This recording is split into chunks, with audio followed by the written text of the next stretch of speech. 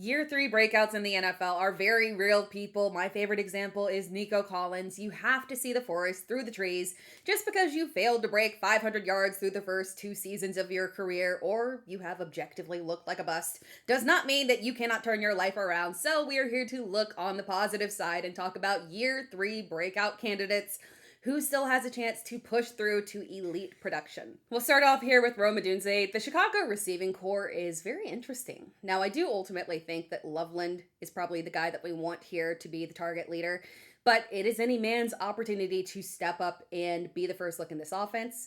Right now, the rankings show very clearly who analysts think is going to be the best fantasy asset here for Chicago. Colson Loveland is ranked tight end 3 with an overall ranking of 37. Luther Burden is ranked wide receiver 21 with an overall ranking of 46. And Odunze is the lowest rank as wide receiver 29 with an overall ADP of 63. Looking at the overall numbers, it's tough because Odunze was technically the target leader last season, but that was really because no one had over 90 targets, and Colston Loveland and Luther Burden were both rookies that had to push their way through existing veterans like Cole Kmet and Olamide Zaccheaus. It doesn't seem like a big deal, but it was, right? So obviously their numbers are going to be naturally lower compared to Odunze. And yes, specifically, and why I do like Loveland a lot, when we compare Loveland to the receivers, I can definitively say that he 100% outperformed Burden and Odunze at the end of the season. But I cannot actually say that Burden outperformed Odunze or showed anything that definitely makes him by far the guy that we should rank far ahead of Odunze, a guy who was a top 10 pick right there with Malik Neighbors. Now, I understand and I get, and I kind of feel somewhat the same way as to why Luther Burden is ranked higher. It's because Burden has the lower average depth of target. He's far safer, right? Theoretically, he should be the higher possession receiver with far less volatility, a much safer floor, a safer bet for everyone. Odunze had the highest ADOT last season of starters, and he was often used as just a send Odunze downfield, and Caleb Williams doesn't unnecessarily chuck the ball, so that wasn't a good setup for him. But the rankings are operating as if the offense and personnel will operate exactly as it did last season. But DJ Moore no longer exists. That is very, very big there. And his absence opens up opportunities for everyone, including Odunze, to get more varied usage than just the deep ball. It is still entirely possible that Odunze is the guy that we want here. We know that he can get us 7 receptions on 10 targets for 100 plus yards very easily. I would argue that he does factually have the higher ceiling. And at wide receiver 29 ranking, yeah, I am more than willing to see how this pans out. There is no reason that the start that we had last year from Odunze, where he had 15 plus fantasy points in 4 straight games and 5 touchdowns, cannot push forward to a year 3 breakout. Now, Marvin Harrison Jr., this is going to take some convincing because the vast majority of us are a little bit skeptical, right? That perhaps he was overdrafted and the talent isn't there in the way that we thought, and what he did in college just isn't translating to the NFL. But we talked about the Cardinals in the strength of schedule video. There are a lot of issues going on here, right? You guys know that I love Jacoby Brissett, but I do find it extremely perplexing that Brissett is sitting out. I understand his frustration. He was told he would be the starting quarterback. He's not being paid as one, right? But I find it hard to believe that the Cardinals' goal with Brissett at quarterback this season was to win games, right? It was an intentional tank, meaning they're more than happy to lose with anybody. But for our fantasy purposes, we need them to lose with Jacoby Brissett. Jacoby Brissett was a godsend for our fantasy assets last season, and we want an experienced quarterback in there starting because the Cardinals have a brutal schedule. But that's not necessarily the worst thing, right? Especially with Jacoby Brissett at quarterback for these receivers and these pass catchers. They will lose and they will chase points because they will be severely outmatched in the vast majority of their games this season. Brissett can throw 40 plus attempts with ease and give us multiple touchdowns every single week and give us fantasy points on fantasy points. We know that.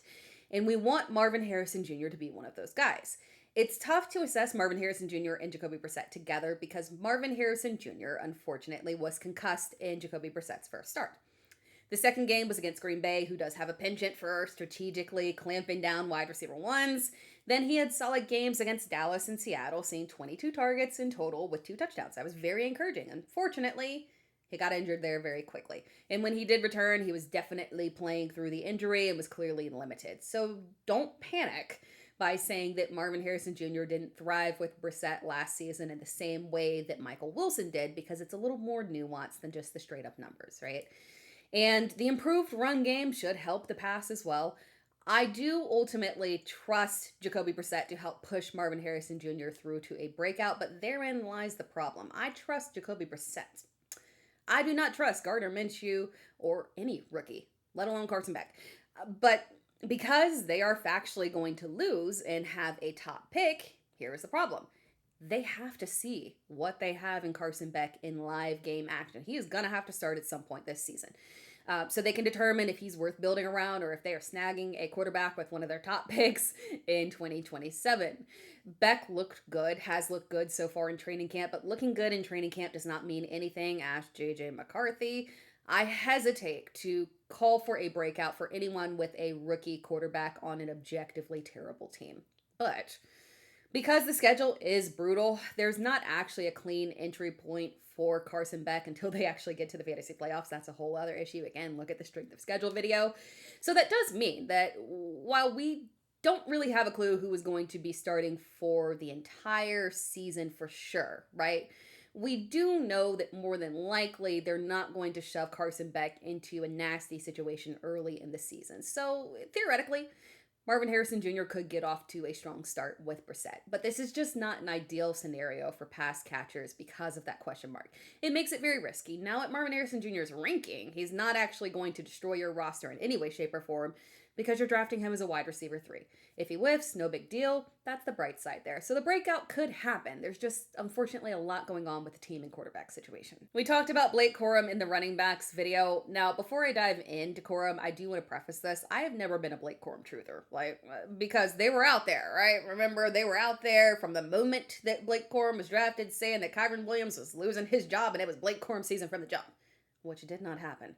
So, again, I would say that I was more of a Kyron Williams defender, if anything. And I do still believe that Kyron Williams is the lead back. We cannot ignore the fact that he has been incredibly steady. He has been a top 10 performer for 3 straight seasons with over 1,000 yards and double-digit touchdowns. Very impressive production, considering that the Rams are not a check-down heavy team. But this is straight up a 50-50 committee at this point. And Corum is being underestimated. We saw a very clear shift mid-season to consistent usage of Blake Corum, anywhere from 7 to 14 carries a game, and then earning red zone work and goal line touches. Now again, this is not a job-stealing situation, right? But Corum could legitimately produce top 24 numbers consistently because the Rams' offense is just straight up that good that they operate on a level that affords them the ability to give us 2 reliable fantasy assets at running back. And their offense is very interesting, right? They scored the most points in 2025. They had the 7th most total plays. They had the 5th most pass attempts and just 17th most rush attempts. But we're 7th in rushing yards, meaning there's more room for them to push more volume the way to the running backs. I don't know if they'll do that, but just be in mind, just be aware. If the running game is operating that well, they can always do that. The Rams' backs ultimately were just very highly efficient with their attempts. And that might scream regression to some people, but efficiency, that came because you cannot focus on stopping the run when you have Matt Stafford, Puka Nacua, and Devontae Adams. So if it remains a committee, Corum is naturally in line for a breakout and could realistically hit 1,000 yards. Both Corum and Williams can do that in a 50-50 committee. The Rams offense does have to stay healthy, particularly Stafford, but it can happen. So you guys know that all draft season, despite the fact that I am a Ricky Pearsall dynasty manager, I am in this for the love of the game, right? So I was genuinely looking forward to the 49ers drafting a high-end wide receiver. And no offense to DeJon Stribling, but that was not the expectation. But it does leave the door wide open for a year 3 breakout from Ricky Pearsall. It's not as if we haven't seen strong games from him. We've seen them. We've had strong games that were statistically and visually encouraging, but it's tough to build on that when you physically can't stay on the field, obviously. The start to his rookie season was not his fault, but it is important for us to note that he did suffer a hamstring injury during training camp in his rookie season before that incident. Then he had the same thing that happened in 2025 in terms of a hamstring injury in training camp. Then he suffered a knee injury in season that he continued to re-aggravate all season long, along with an ankle injury. So that is an issue, right? You got to stay on the field. Now, could Ricky finally show off what made the 49ers draft him in the first round? Yeah, yeah, but again, he's got to stay on the field. The opportunity is there. Again, Stribling's pick wasn't actually perplexing. I get it. It was egregious, despite how much they tried to leak that other teams were taking him at the same spot. It was egregious as a pick, but there was logic around it. They moved on from Jauan Jennings, and Jennings really was one of Shanahan's guys. Loved him.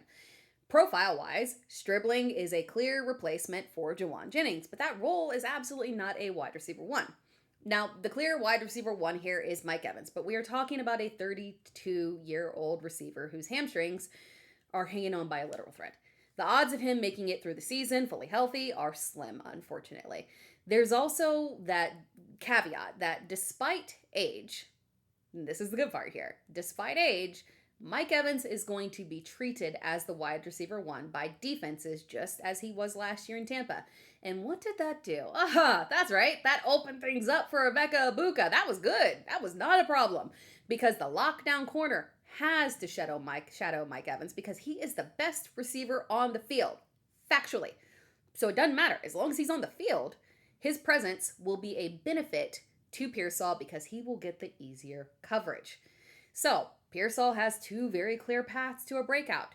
Stay on the field, take up all the targets because the defense prefers to get beat by you rather than Mike Evans, or stay on the field and wait for age to take a hold of Mike Evans, but ultimately, just stay on the field, Ricky. And of course, Jonathon Brooks, considering that the man has a total of 9 carries in his career, it wouldn't actually take that much for him to break out.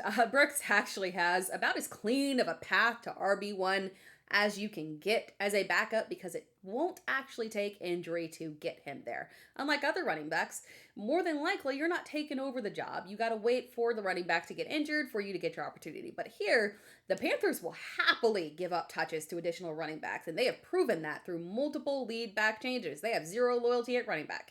And if Brooks is healthy, logically, he should get a shot to play. The Panthers' running back room is Chuba Hubbard as the starter, Trevor Etienne, who was used sparingly, and honestly, he's 5'9", under 200 pounds, or 5'8", sorry, I was being generous, 5'8", under 200 pounds. I don't size discriminate, but you gotta show elite traits to justifies being played significantly at that size, and unfortunately, he's just never actually shown those elite traits, so I highly doubt that we see him as a lead back. I could be wrong, but I doubt it, right? A.J. Dillon was added, but he's well past his prime. So Jonathon Brooks has to just literally be slightly more impressive than Chuba Hubbard, who is steady. He's been reliable, but we just witnessed him lose his job to Rico Dowdle. So the opportunity is there.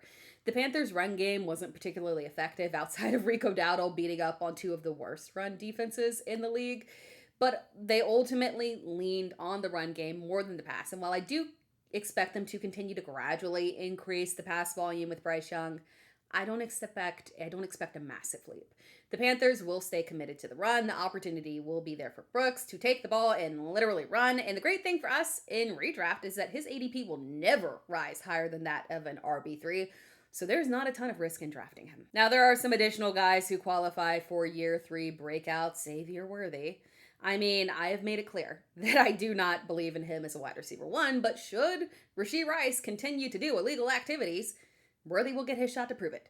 We talked about Rice in great detail during my live show. There's a lot working against him. He just had surgery. Now he's in jail. I doubt he's mature enough to rehab properly in there, so the injury could open up the door for Worthy. Plus, all it takes is one misstep because Rice is on probation and he could literally go to jail again. Then there's Michael Penix. Yeah, he qualifies for a year 3 leap. He would be a perfect candidate, but unfortunately, he's not there by himself, right? And between Tua and Michael Penix, I genuinely don't feel confident that either one of them will start the entire season for a wide variety of reasons. And we know that Kevin Stefanski doesn't exactly have the longest leash in the world. Plus, Tua is his type of quarterback, but if Penix were to actually get to be the full season starter, I could theoretically see a year 3 breakout, but probably not because, again, you would have to be a full season starter. And then there's JJ McCarthy, same deal as Penix, but worse, really, because I do think that Kyler Murray will outright beat him and be the starter, and if Kyler has a good season, the Vikings are traumatized after letting Sam Darnold walk and go win a Super Bowl. So I highly doubt that if Kyler Murray puts up numbers, they're going to let him walk. If he does well, JJ unfortunately might be cooked. And I do have one tight end. It's AJ Barner. This is actually a viable breakout for sure. It's just unfortunately a low upside breakout because there's only so much volume that a tight end can get when you're playing an offense that is excessively run heavy and has Jackson Smith and Jigba. It's one of those rare situations where, as a tight end, Barner could legitimately be the second look at this offense, but it really wouldn't matter because, unfortunately, there's not enough volume to make him anything more than a low-end tight end one. And also, as a side note as well, I excluded guys like Brian Thomas Jr. and Ladd McConkey, plus the big quarterbacks in year 3 because they already broke out as rookies, so they don't count. They're just bounce-back candidates, not breakout candidates. Thanks for watching this video. If you enjoyed the video, be sure to like the video and subscribe to the channel. You can find me across all social media platforms at It's Tara Time. I am also live every Wednesday on YouTube at 8 p.m. EST, so make sure that you stop by and chat. It is always a good time. You can ask me any questions that you want. You can also subscribe to my Substack if you want to support me another way. And if you are looking for new fantasy football tools in 2026, look at Player Profiler. You can use my promo code TARA for 25% off at Player Profiler.